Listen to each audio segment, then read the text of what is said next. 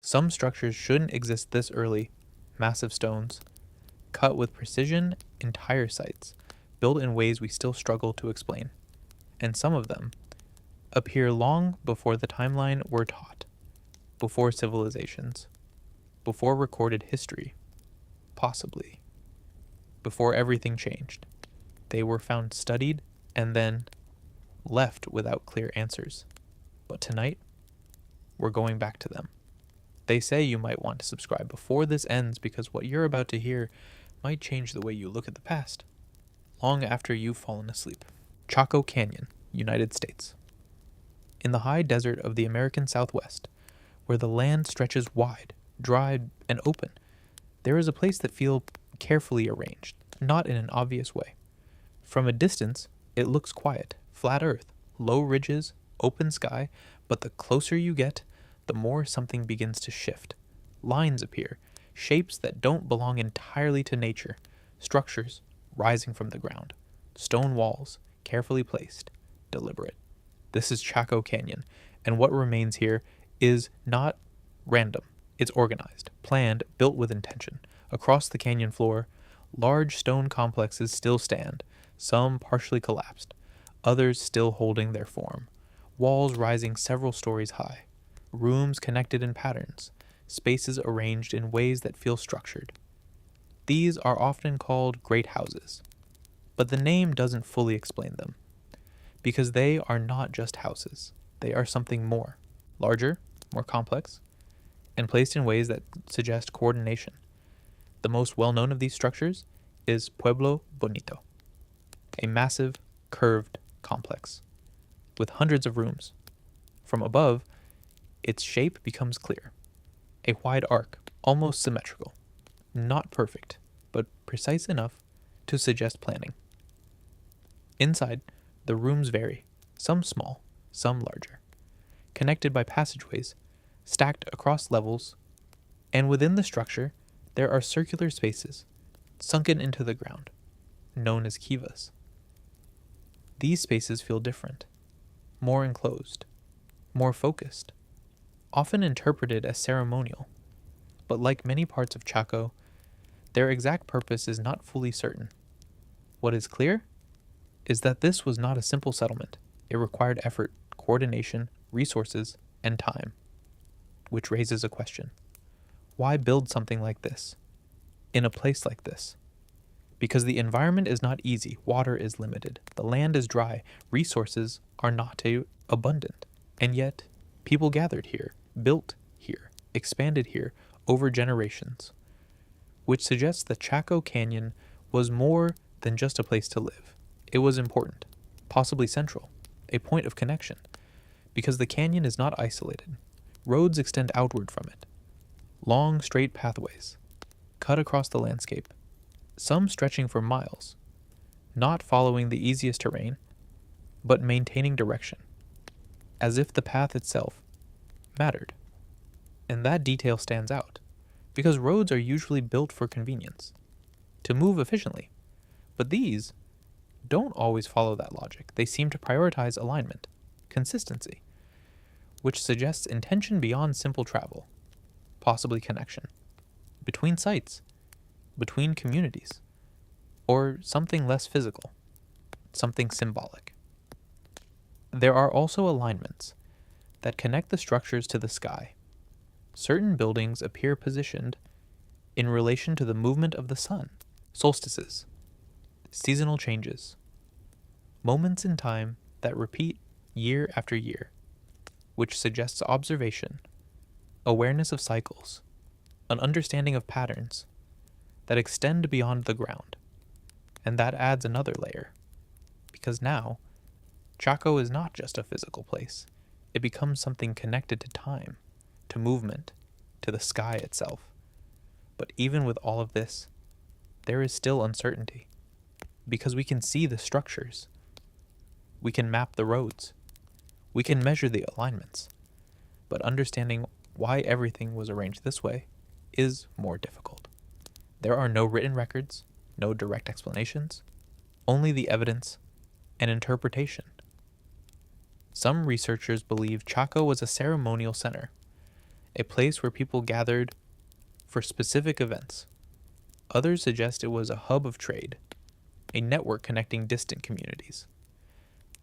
And some think it may have been both, because large systems often serve multiple purposes, but none of these explanations fully resolve everything, because the scale, the precision, the effort involved all suggest something significant, something organized, something understood by the people who built it, but not fully by those who study it now. Over time, Chaco Canyon was gradually abandoned. Not suddenly, but slowly. Changes in climate, shifts in resources, movement of people. The reasons are still debated. But eventually, the structures were left behind, standing unoccupied, and over centuries, they became part of the landscape, weathered, silent, but still present. Today, walking through Chaco Canyon, the experience is different. The scale is still there, the structures still stand, but the purpose feels distant. Not lost completely, but not fully clear. Because what remains is only part of what once existed. The activity is gone, the voices are gone, the meaning partially remains, and partially doesn't, which leaves something behind. Not confusion, but quiet curiosity. Because Chaco Canyon doesn't hide itself. It's open, visible, accessible, and yet it doesn't fully explain itself either. It shows structure, but not intention, design, but not complete meaning. And that balance is what keeps it unresolved. Because even when something is studied, mapped, documented, there can still be a gap between what we see and what we understand. And somewhere within that gap, between the stone walls, the long roads, the aligned structures, there is still a question. Not about what was built, but about why it was built this way, and how much of that understanding has already been lost. Bryn Celli Du, Passage Tomb. On the island of Anglesey in Wales, in a landscape shaped by soft hills and open sky, there is a place that doesn't immediately stand out as something ancient or unusual from a distance. It feels quiet and ordinary.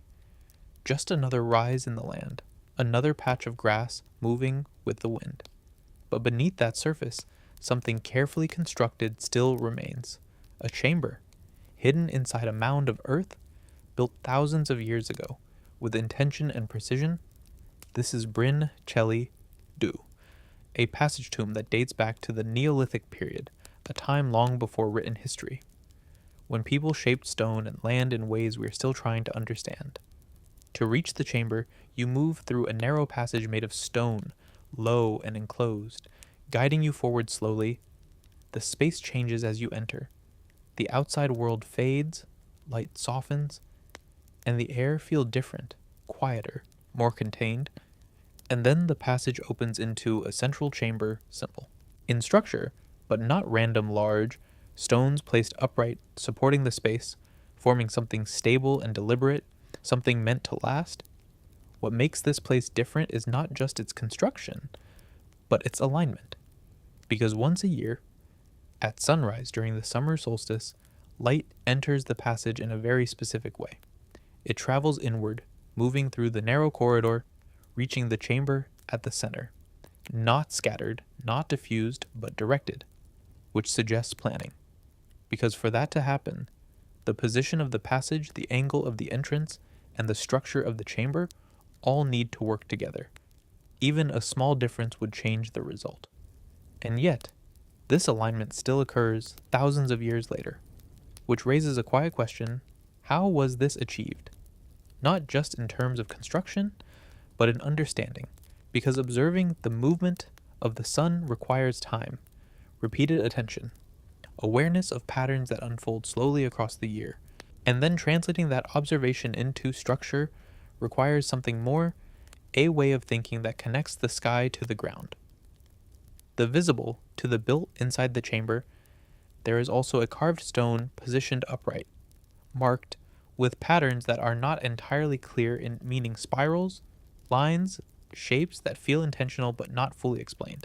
They are not random decorations, they suggest something, but what that something is has not been fully understood, because like many sites from this period, there are no written records to guide interpretation. Only the structure itself and the marks that remain. The site also shows signs of change over time. Earlier phases of construction, alterations, adjustments, which suggests that it was not built once and left unchanged. It evolved, adapted, possibly repurposed, and that adds another layer to the mystery, because now it is not just about what it was built for, but how its meaning may have shifted. Some researchers believe it was used for burial, others suggest it had ceremonial importance, possibly both, because spaces like this often serve multiple roles, practical and symbolic at the same time. The mound that covers the chamber today is a reconstruction, carefully restored based on archaeological evidence. But the core structure, the stones, the passage, the alignment remains original, and that continuity matters because it allows the experience to remain even now standing at the entrance. The space feels intentional, not large, not overwhelming, but focused, designed to guide movement, to direct attention, to shape how the space is entered and how it is experienced. The alignment with the solstice is one of the clearest features, but it may not be the only one. Other patterns, other connections may exist, less obvious, less studied. Because when something is built with this level of care, it often carries more than one layer of meaning, some visible, some not, and over time, as knowledge fades, those layers become harder to separate. What remains is structure, form, orientation, but not always explanation. The people who built Bryn Celli lived in a world very different from ours, but they were not disconnected from it. They observed the same sky, the same movement of light, the same cycles that repeat each year, and they chose to reflect that in stone. Not in a way that explains itself directly, but in a way that can still be experienced, which is why the site feels different from many others. It doesn't just exist as something to look at, it does something at a specific moment, in a way that connects time, place, and structure. And that connection remains even without full understanding. Because even if we don't know exactly what it meant to them, we can still see that it mattered, that it was planned, that it was repeated, that it was built with purpose. And maybe that is where the meaning still exists. Not in translation, not in explanation, but in the experience itself standing at the entrance, watching the light move inward, knowing that this moment has happened again and again for thousands of years, unchanged in its path, unchanged in its timing. And somewhere within that repetition, there is still a question, not just about how it was built, but about how it was understood and how much of that understanding still remains. Ishi no Hoden and Masuda no Iwafune. In Japan, in a quiet region not far from the city of Takasago, there is a stone that doesn't behave the way stone usually does. It doesn't sit naturally in the landscape. It doesn't look like something shaped by erosion or time. It feels placed, deliberate, as if it belongs to a process we don't fully see anymore. This is known as Ishi no Hoden, a massive block of stone, carved with sharp edges and flat surfaces, rising above a reflective pool of water. At first glance, it seems incomplete, like a structure that was left unfinished. But the longer you look, the less certain that idea becomes, because nothing about it feels accidental. The angles are controlled. The surfaces are smooth in ways that suggest effort. The mass itself is enormous, far larger than what would normally be moved or shaped without a clear reason. And yet, it doesn't appear to be fully separated from the bedrock beneath it. It looks like it was carved out, but not. Removed, left in place, suspended between being part of the earth and something distinct from it, which creates a strange impression because it feels both heavy and detached at the same time. The pool of water beneath it reflects the stone, adding to that effect, making it seem as if the block is floating, not literally, but visually, as if the ground itself has been altered around it, so that what remains appears isolated. There are no clear markings explaining its purpose, no inscriptions that describe why it was made. Only the form itself, And the precision of that form nearby, there is a shrine, a connection between the stone and a space of quiet attention, which suggests that whatever it represents, it holds meaning. Even if that meaning is no longer clearly defined, some interpretations suggest it may have been part of a larger construction, a foundation, a structure that was never completed.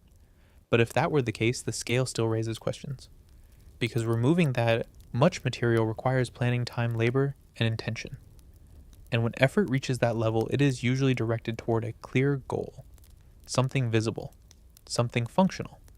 But here, the result feels abstract, not incomplete, but unresolved, and that uncertainty is what makes it stay in the mind a short distance away. In another part of Japan, there is a second structure that carries a similar feeling, Masuda no Iwafune, a massive carved stone resting on a hill exposed to the open sky. Unlike Ishi no Hoden, this one is fully separated from the surrounding ground. A single block shaped with flat planes and sharp lines. Its surface includes two rectangular depressions, cut into the top, precise, symmetrical, as if they were designed for something specific, but what that purpose was is not clear. There are no surrounding structures that explain it, no visible system that connects it to something larger. It stands alone, which makes interpretation more difficult because isolated objects do not easily reveal their meaning. Some have suggested it may have been part of an astronomical observation system.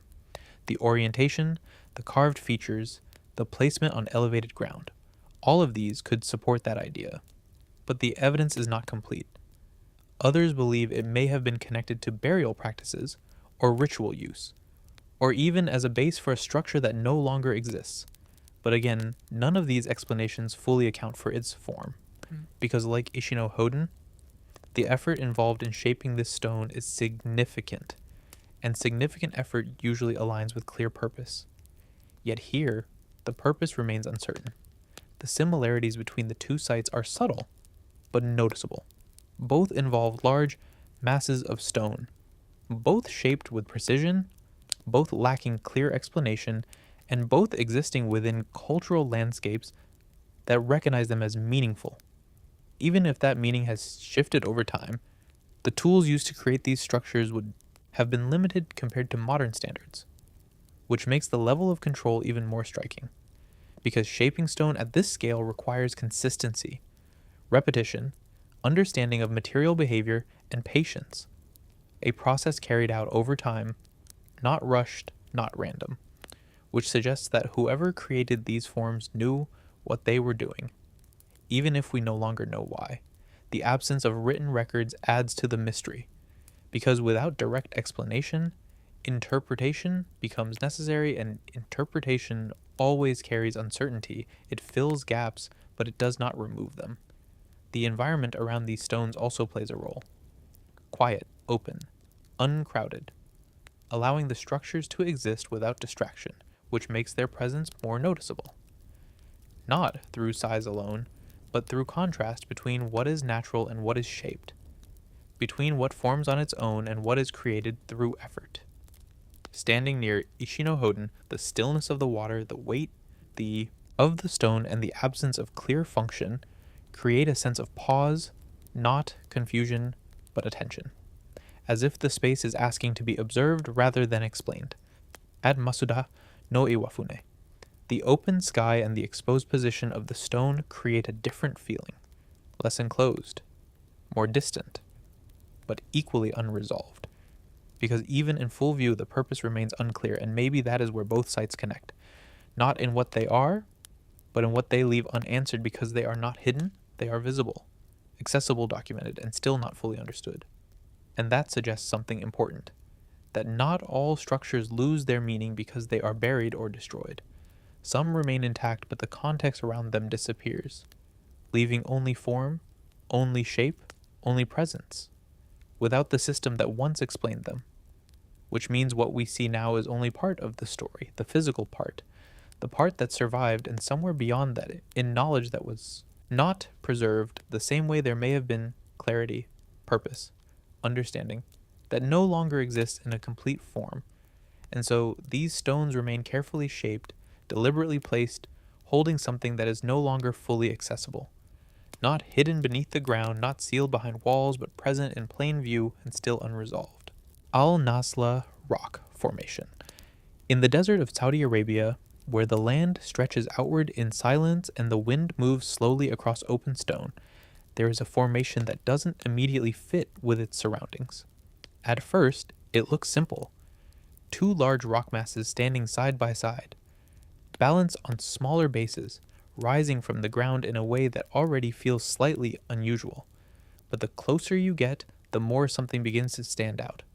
Because between the two rocks, there is a split, a clean vertical division, running straight down, not uneven, not jagged, not shaped like something worn away randomly over time, but smooth, almost precise, as if the stone had been separated with control. This is known as the Al-Nasla Rock Formation, and what makes it different is not its size alone, but the nature of that split. Because stone, especially at this scale, does not usually divide this way. Natural erosion creates variation, irregular edges, rough breaks. But here, the line is narrow and consistent, running from top to bottom, dividing the formation into two nearly symmetrical halves. And that detail is what draws attention, because it introduces a question that doesn't settle easily. Was this formed naturally or shaped in a way we don't fully understand? The surface of the rock adds another layer. Carvings can be seen on the outer faces, faint but visible.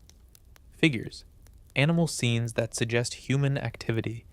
These markings are believed to be ancient, created long after the rock itself formed, which means the site held significance.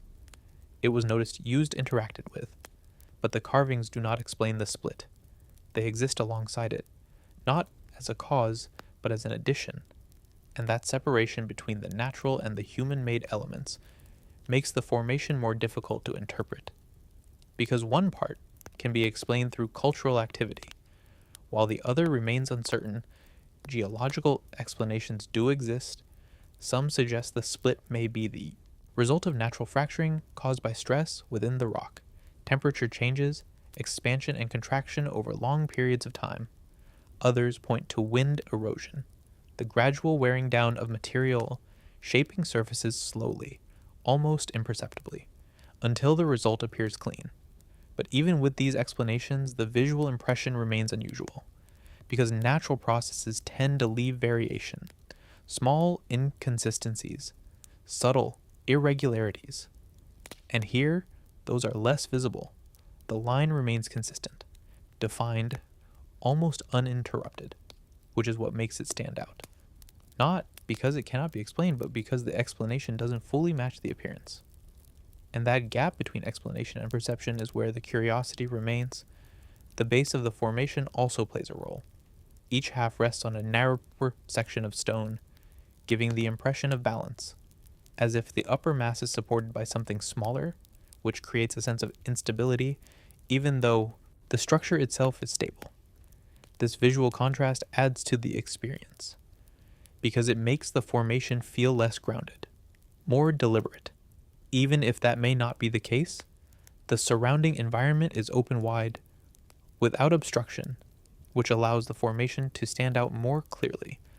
There are no competing structures nearby, no dense vegetation, nothing to distract from its shape, and in that kind of landscape, anything unusual becomes more noticeable, more focused, which is why formations like this draw attention, not because they are hidden, but because they contrast with everything around them.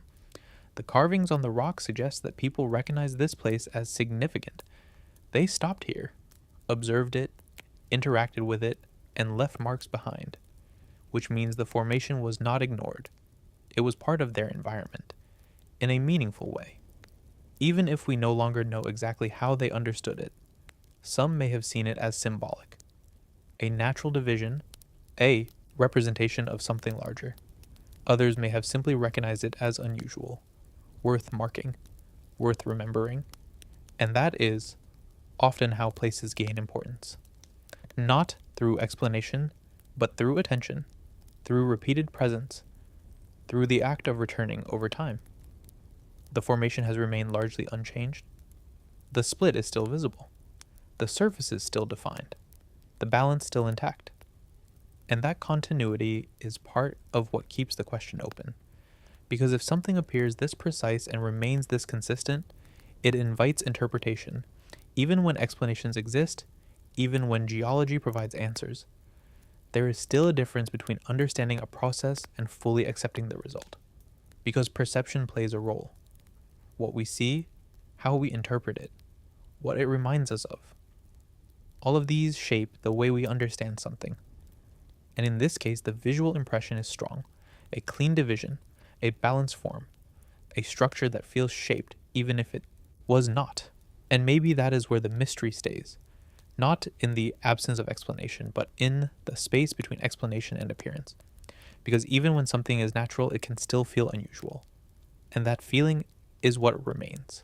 Standing in front of the formation, the silence of the desert, the stillness of the rock, and the clarity of that split create a moment of pause, not confusion, but attention. A quiet recognition that something here is different, even if we cannot fully define why.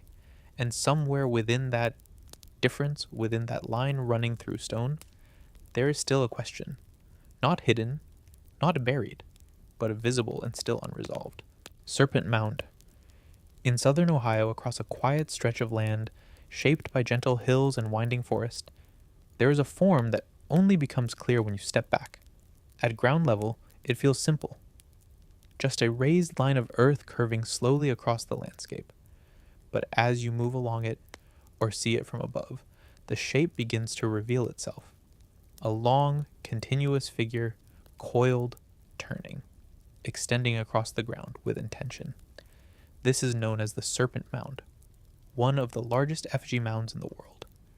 And unlike structures built from stone, this one is made entirely of earth, carefully shaped, maintained and preserved across time. The form resembles a serpent, its body winding back and forth, its tail coiling tightly at one end, and at the other a head that appears to hold or approach an oval shape, often interpreted as an egg, though the meaning of that detail is not fully agreed upon.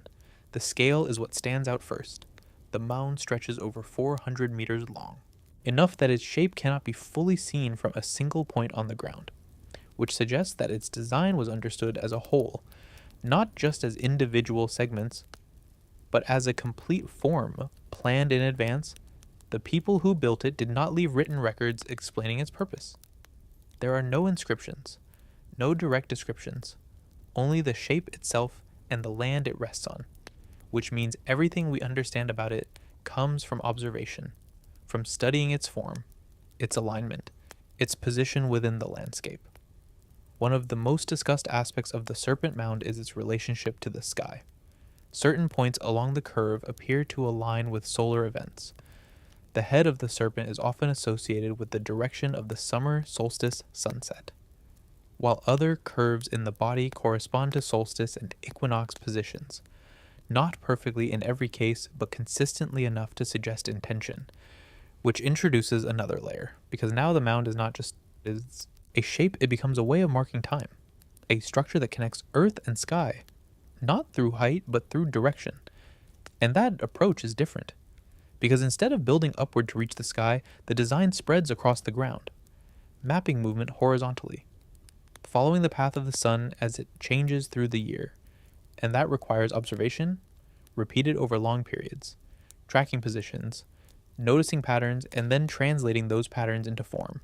The placement of the mound is also significant. It sits on a plateau overlooking a valley near a crater formed by an ancient meteor impact. Though whether that connection was known or intentional is still debated. What is clear is that the location was chosen carefully. It is not random. It provides visibility, orientation, a sense of openness, which would have mattered for observing the sky, but also for creating something meant to be experienced. The mound itself is low, not towering, not imposing, which changes how it is encountered. You don't stand beneath it. You move along it, follow its curves, trace its path, and in doing so you become part of its scale, not separate from it. which suggests that interaction may have been part of its purpose. Not just viewing, but movement, engagement, presence. Over time, different cultures have been associated with the mound. The Adena culture was originally thought to be responsible. Later studies suggest the fort ancient culture may have built or modified it, but the exact origin is still discussed, and that uncertainty adds to the complexity because it means the mound may have changed over time, adapted, maintained, reinterpreted, rather than remaining fixed in a single moment. The symbolism of the serpent itself is also important. Across many cultures, serpents are associated with cycles, transformation, renewal, movement, connections between Earth and something beyond it. But applying those meanings directly to this site is not straightforward, because symbolism changes between cultures, and without direct evidence, interpretation remains open. The oval shape at the head adds another question. Some see it as an egg, a symbol of creation. Others interpret it differently as part of the serpent, or something being consumed, or something being formed. And without clear explanation, all of these remain possibilities.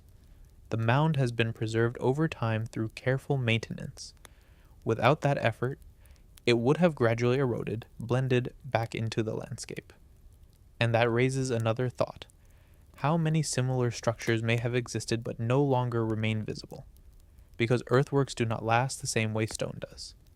They require attention, care, continuation, which means what we see now is not only ancient but also sustained across generations. And that continuity matters because it keeps the shape intact, the pattern visible, the alignment observable, even if the original meaning is no longer fully understood walking along the serpent mound. Today there is a sense of flow. The curves guide movement. The shape unfolds gradually, not all at once, which creates an experience that is slow, measured, not immediate. And that pacing feels intentional because it matches the idea of cycles, of repetition, of movement over time rather than a single moment. The mound does not explain itself. It does not provide answers directly. It presents a form, a pattern, a structure that connects land and sky, without stating exactly how or why. And that is where the mystery remains. Not in what we can see, but in what we cannot fully interpret. Because the shape is clear, the alignment is observable, the effort is undeniable, but the meaning is not fixed. It exists somewhere between observation and interpretation, between structure and intention. And maybe that is what allows it to continue. Not as a solved object, but as something that still invites attention, still invites thought, still connects to something larger, even if that connection is not fully defined. And somewhere along those curves within that long, winding form, there is still a question. Not hidden, not lost, but shaped into the land itself and still unanswered. The wall of the 6 monoliths at Ollantaytambo ruins, high in the sacred valley of Peru, where mountains rise sharply and the air feels thinner. There is a structure that draws attention without needing to be explained. It stands against the slope, partially complete, partially broken, but still holding a sense of precision that feels difficult to ignore. This is the wall of the 6 monoliths at Ollantaytambo. At first glance, it appears simple. Large stones placed side by side, forming a wall. But as you look closer, the scale begins to shift. Each block is massive. Not just large, but carefully shaped.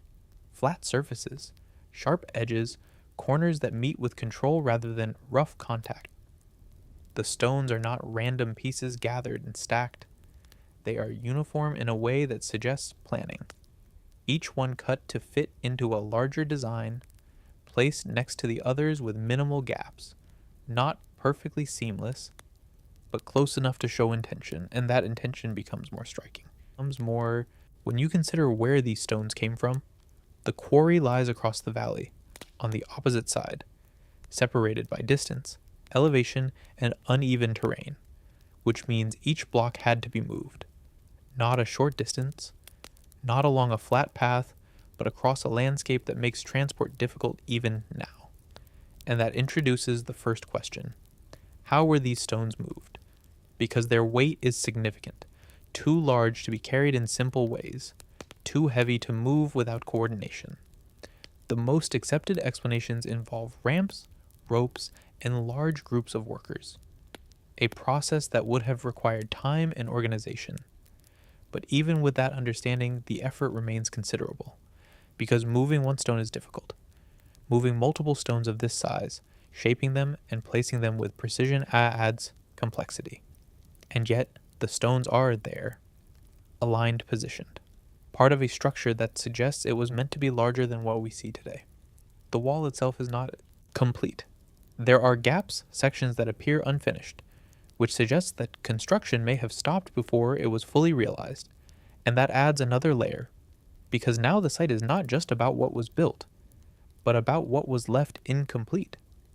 The surfaces of the stones also hold details that stand out. Some show small protrusions, knobs left on the surface, often interpreted as points used during transport or placement, but their exact purpose is not fully confirmed. They are consistent enough to suggest function, but not fully explained. There are also marks on the stones, lines, indentations, signs of shaping, not random, but part of the process, evidence of work, of tools of effort applied over time, and those details bring the focus back to the people who built it. Because behind the structure, there was a process, a sequence of actions, repeated, refined, carried out with intention. The placement of the wall itself is also significant. It sits within a larger, complex terraces extending down the slope. Structures arranged across the site, all part of what was once a functioning settlement. Ollantaytambo was not isolated. It was connected, part of the Inca network, a place of movement, of control of presence within the valley, and the wall fits into that larger context, not as a separate feature, but as part of a system, which suggests that its purpose was integrated, not decorative, not random, but functional in some way, possibly as part of a temple, possibly as a ceremonial structure, possibly something else. Because like many parts of the site, the exact function is not fully certain, and that uncertainty remains, even with extensive study, because understanding structure is one thing, understanding intention is another, the alignment of the stones, the effort required to shape and place them, the decision to build in this location, all point toward something significant.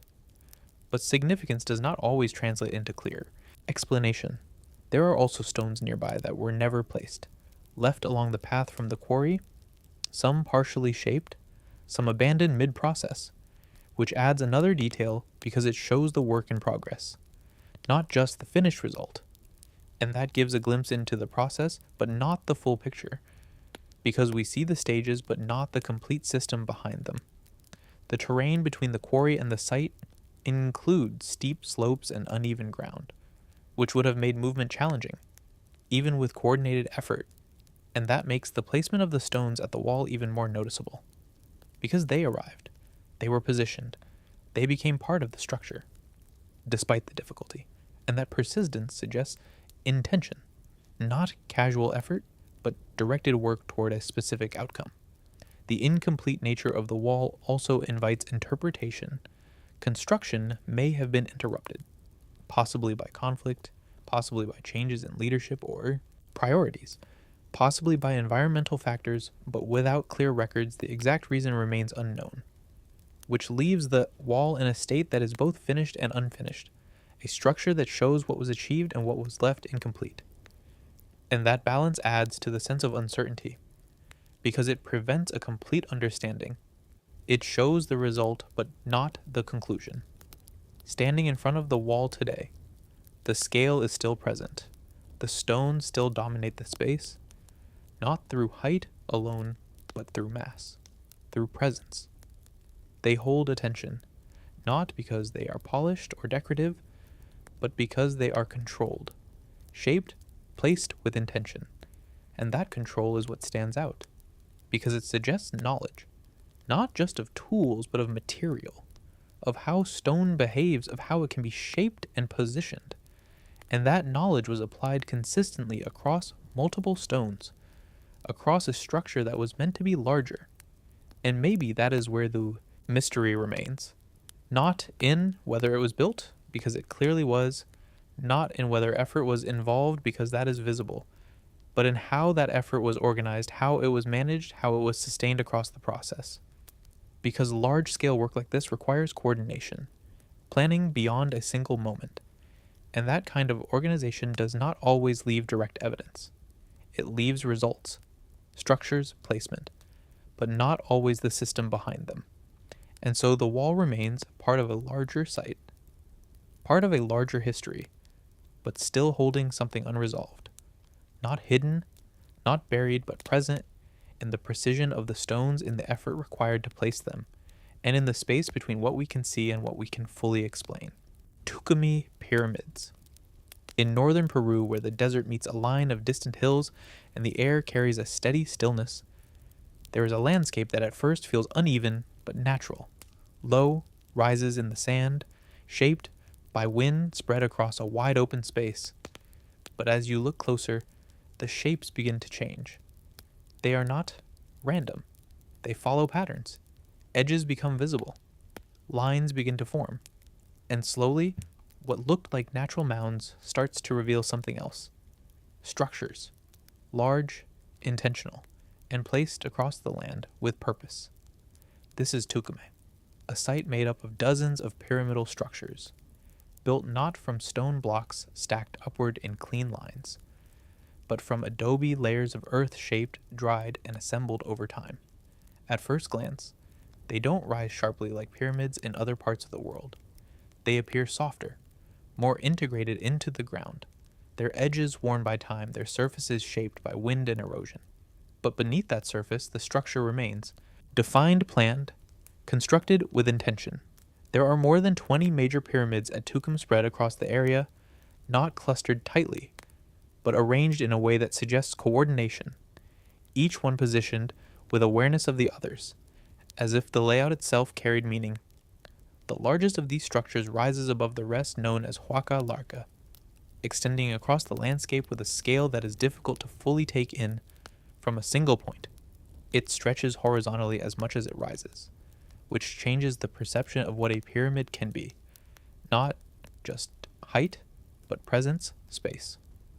The people who built Tucumí were part of cultures that came after the Moche, including the Lambayeque and later the Chimu groups that developed complex systems of organization, tradecraft ritual, and Tucum became one of their centers.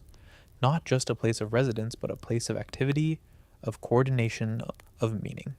The structures were not empty. They contained rooms, passageways, courtyards, spaces that suggest use, not just symbolic presence but function.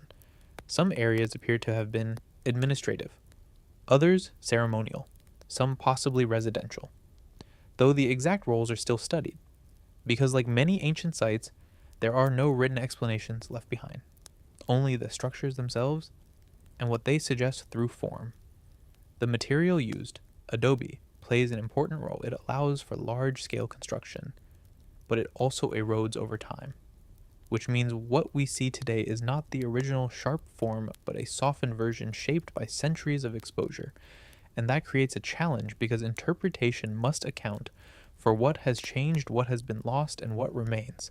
Some walls still show traces of decoration, reliefs, patterns faint but visible, indicating that the surfaces were once more defined, more detailed, which suggests that the site was not only functional but also expressive, designed to be seen, to be experienced. The placement of Tucumé, near a prominent hill known as Cerro La Raya, adds another layer.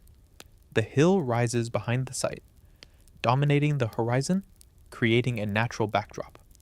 Some researchers believe this connection was intentional, that the structures were aligned or oriented in relation to the hill, possibly giving it symbolic importance, a focal point, a reference within the landscape. Because in many ancient cultures, natural features were integrated into built environments, not separate but connected, part of the same system of meaning. Over time, Tucum became associated with ritual practices. Archaeological evidence suggests ceremonies were held here. Offerings made activities that went beyond daily life, which reinforces the idea that this was not just a settlement, but a center, a place where different aspects of life came together: administrative, social, spiritual. The scale of construction suggests coordination, large groups working together over extended periods, building, maintaining, expanding. And that level of organization requires structure, not just physical, but social, a system that supports sustained effort. And while we can see the results of that system, the system itself is less visible, because it does not remain in the same way as structures do. It exists in patterns, in placement, in evidence of activity, but not in direct explanation. The site was eventually abandoned, not all at once, but over time. As conditions changed, environmental shifts, social changes, external pressures, the reasons are still discussed, but the result is clear.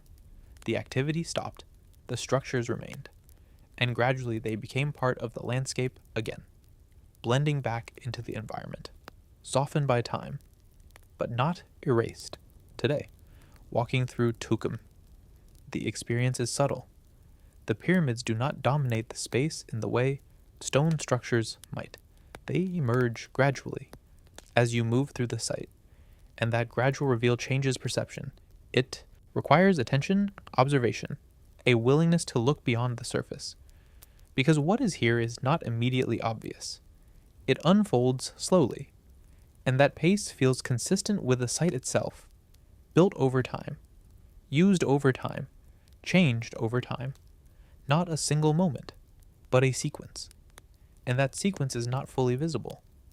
Only parts of it remain, fragments of activity, structures without complete context, which leaves something open, not confusion, but space for interpretation, because the pyramids are there, the layout is there, the evidence of planning is clear, but the full meaning, the complete system behind it is not fully preserved. And maybe that is what keeps Tukume in the mind, not because it is hidden, but because it is quiet. It does not demand attention. It reveals itself slowly, through shape, through placement, through the way the land has been altered. And within that quiet presence, there is still a question, not about what was built, but about how it was understood by the people who moved through these spaces, who shaped the earth into form, who created a place that still remains even as its full meaning has become less certain. Moundville Earthworks. In the southeastern United States, along the banks of the Black Warrior River in Alabama, there is a landscape that at first feels open and quiet. Wide stretches of grass, gentle rises in the ground, a sense of space that doesn't immediately suggest complexity. But as you begin to look more carefully, patterns start to appear. Not random changes in elevation, not natural shifts in the land, but shapes. Defined, repeated, placed with intention.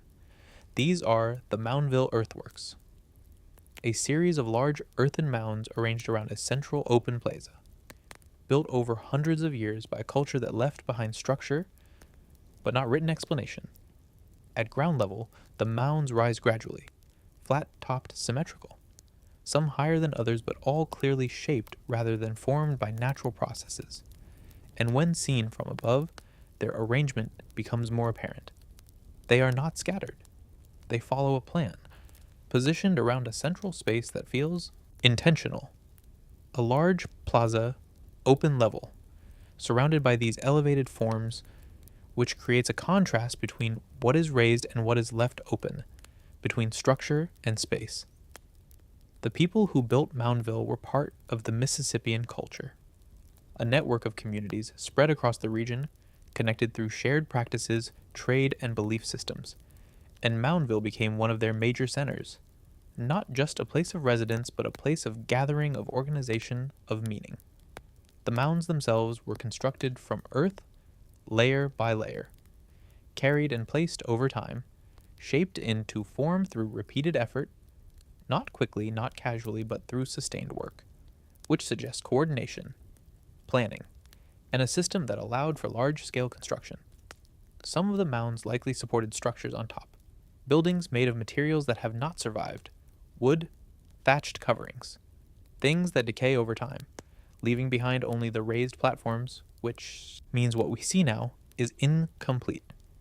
The base remains, but the full structure is gone, and that creates a gap between what existed and what can be directly observed. The central plaza is one of the most important features, a large open space surrounded by the mounds, creating a sense of enclosure without walls, which suggests that this space was meant to be used, not empty but active.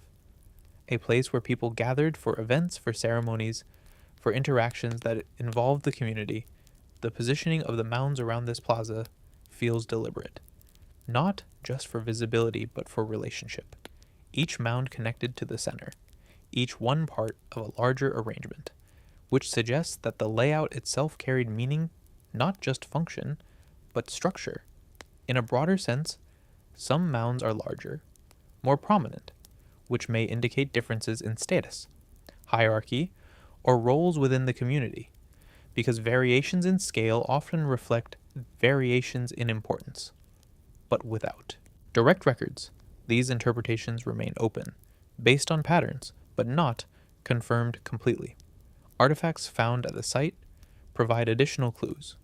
Objects made from materials that were not local, shell copper stone indicating trade networks that extended beyond the immediate region, which means Moundville was not isolated. It was connected part of a wider system, where goods and ideas moved between communities, and that adds another layer, because now the site is not just a local center, but part of something larger, a network that is only partially visible. Through what remains, there is also evidence of ritual activity, burials, offerings, objects placed with intention, suggesting that the site had spiritual significance, not separate from daily life, but integrated with it, which is common in many ancient cultures, where the physical and the symbolic are not divided, but exist together. The construction of the mounds themselves required effort over time. Earth carried in baskets, layered, shaped, repeated again and again, until the desired form was achieved. And that process leaves traces, not always visible on the surface, but present in the structure, in the way the mounds are built, in the consistency of their shape, which reflects understanding of how to create stability, of how to maintain form, even when working with material that shifts and settles. Over time, Moundville changed, it grew, expanded, adapted, and then, eventually, it was abandoned. Not suddenly, but gradually. As the patterns of life shifted, as people moved, as the system that supported it changed. The reasons are still studied. Environmental factors, social changes, external pressures, all possible influences. But the result is clear. The activity stopped. The mounds remained, and over time they became part of the landscape again.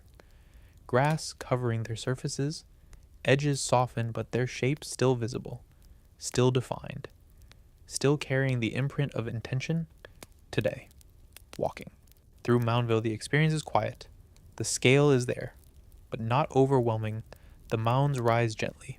The plaza opens wide, and the arrangement becomes something you move through, not just something you observe from a distance, which creates a different kind of understanding, not immediate, but gradual. As you follow the layout, as you see how each mound relates to the others, as you recognize the pattern, and that pattern is what remains even without full explanation, because structure persists, even when meaning becomes less clear. And maybe that is where the site continues to exist, not only in its physical form, but in the questions it leaves behind about organization, about belief, about how people shaped their environment to reflect something larger, something beyond simple function. Because the effort involved, the coordination required, the placement of each mound all suggest intention, a system, a way of thinking that connected space, activity, and meaning, and while we can see the results, we do not see the full system, only parts of it, fragments preserved in earth. And somewhere within those raised forms, those open spaces, those patterns that still guide movement.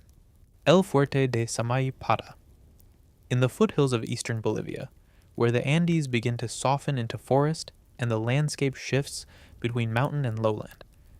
There is a place where stone itself has been shaped in a way that feels different from most ancient sites, not built upward, not assembled from separate blocks, but carved directly into a single mass of rock.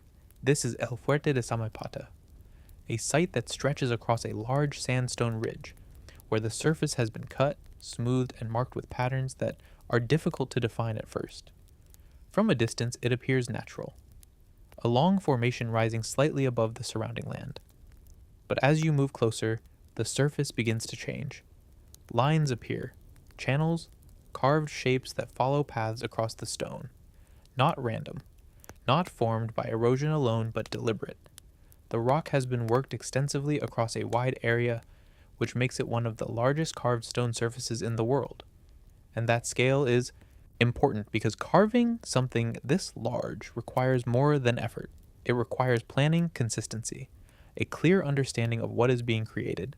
The surface includes a network of grooves, some straight, some curved, intersecting in ways that suggest structure, but not a structure we immediately recognize. There are also depressions, rectangular shapes, circular forms carved into the stone with varying depth, each one precise enough to show intention, but not clearly explained. Because while we can see the forms, we do not fully understand their purpose. Some researchers believe the site had ceremonial significance, a place used for rituals, possibly connected to water, to the movement of liquid through the channels, which may have carried symbolic meaning, but the exact function of these features is still debated, because the patterns do not match a single clear system. They suggest use, but not in a way that is easy to define. The name El Fuerte suggests a fortress, but that interpretation is not fully accurate. While there are defensive elements in the surrounding area, the carved rock itself does not function as a typical fortification. It is not designed for protection in the usual sense. It is open exposed, visible from different directions, which makes it more likely that its purpose was not purely defensive. The site shows evidence of different cultural influences. The Shani people are believed to have first used the area. Later, the Inca expanded and modified parts of the site, adding structures nearby, integrating it into their system. And eventually, Spanish forces arrived, leaving their own marks on the region, which means the site did not belong to a single moment in time. It evolved, changed, adapted. And that adds complexity, because now the carvings may represent layers of meaning, different uses, different interpretations over time, rather than a single fixed purpose.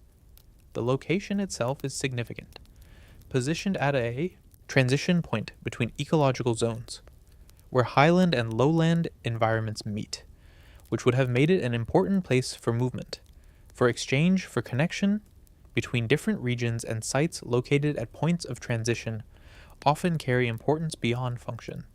They become meeting places, centers, spaces, where different systems intersect. The carved channels on the rock have drawn particular attention. Some appear designed to guide water, following paths that connect different parts of the surface. But whether this was practical, symbolic, or both remains uncertain, because while water could move through these channels, the scale and arrangement suggest something more than simple drainage. They feel intentional in a broader sense, connected to design, not just necessity. There are also carvings that resemble animals, felines, serpent-like shapes, forms that appear briefly within the patterns, not dominant but present, which suggests symbolic meaning, even if that meaning is no longer fully understood, because symbolism depends on context, and without that context the shapes remain visible, but not fully interpretable. The surface of the rock has also been affected by time. Weathering has softened some of the details, erosion has changed edges, which means what we see today is not exactly what existed originally, and that adds another layer of uncertainty, because interpretation must account for what has changed as well as what remains. The surrounding area includes structures built from stone blocks, walls, foundations, more typical forms of construction, which contrast with the carved rock itself, highlighting the difference between building and carving, between adding material and removing it. And that difference matters, because carving requires a different approach, a different way of thinking. You are not assembling, you are shaping, revealing something from within the material, and that process is less flexible, more final. Once the stone is cut, it cannot be restored, which means every action must be considered, planned, executed with care, and across a surface this large, that level of control is significant. Even today, walking across El Fuerte, the experience is unusual. The ground beneath your feet is not flat in a natural way.